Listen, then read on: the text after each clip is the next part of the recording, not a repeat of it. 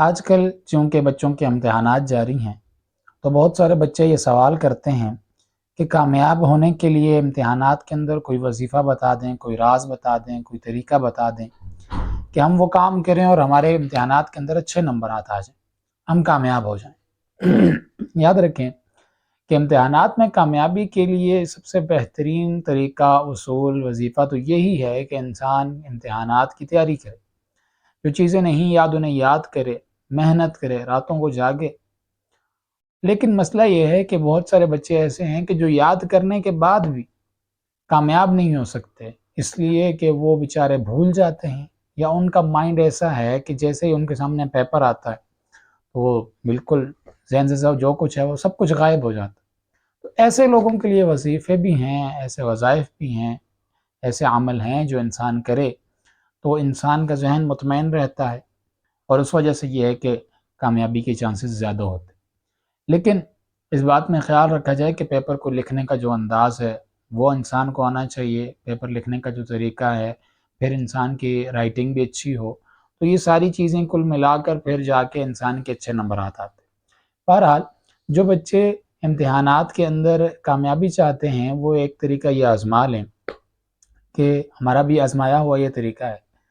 کہ جیسے ہی ان کے سامنے پیپر آ جائے تو پیپر کو اچھی طریقے سے پڑھیں،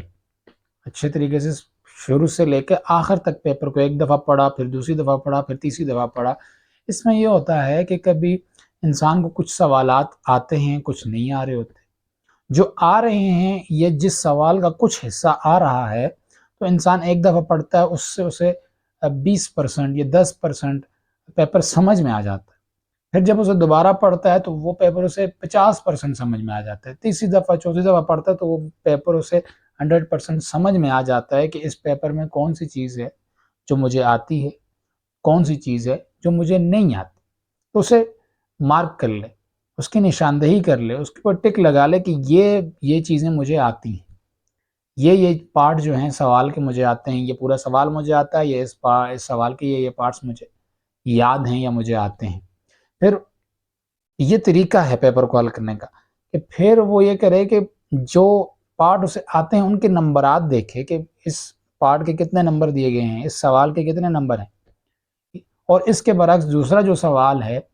یا جو تھوڑا بہت مجھے آتا ہے اس کے کتنے نمبر آتے ہیں۔ جو زیادہ نمبروں والا سوال ہے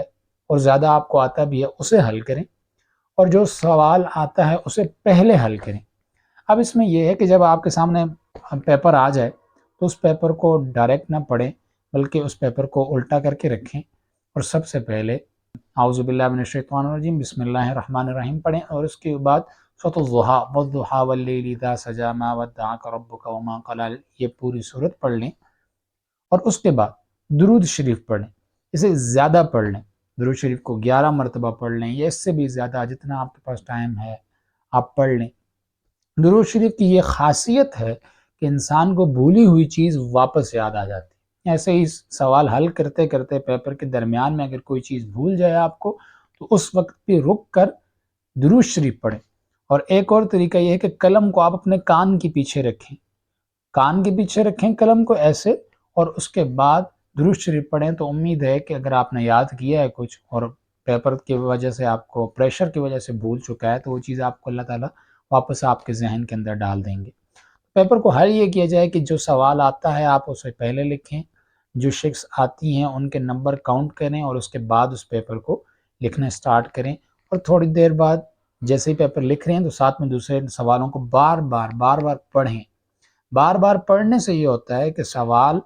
سوال کا جو جواب ہوتا ہے وہ سوال کے اندر ہی پوشیدہ ہوتا ہے۔ یہ عربی کا مقولہ ہے کہ ہر سوال کا جواب جو ہے اسی سوال میں موجود ہے،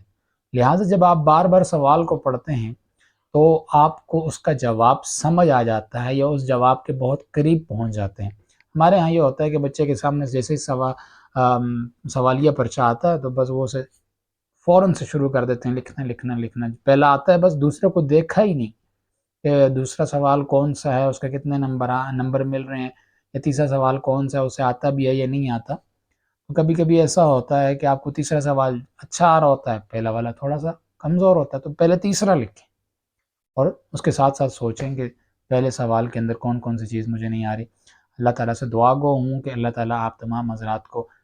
کامیاب فرمائے، اور آپ حضرات سے بھی یہ التماس ہے کہ محنت کریں، کوشش کریں، اور ساتھ میں اللہ رب العزت سے مانگیں، انشاءاللہ تعالیٰ اللہ تعالیٰ آپ کی ان پیپروں کے اندر، ان امتحانات کے اندر مدد فرمائیں گے۔ اسی طرح اللہ تعالیٰ ہمیں ان امتحانات کے اندر بھی کامیاب فرمائے اور آخرت کے امتحانات کے اندر بھی کامیاب فرمائے۔ وآخر دعوانا الحمد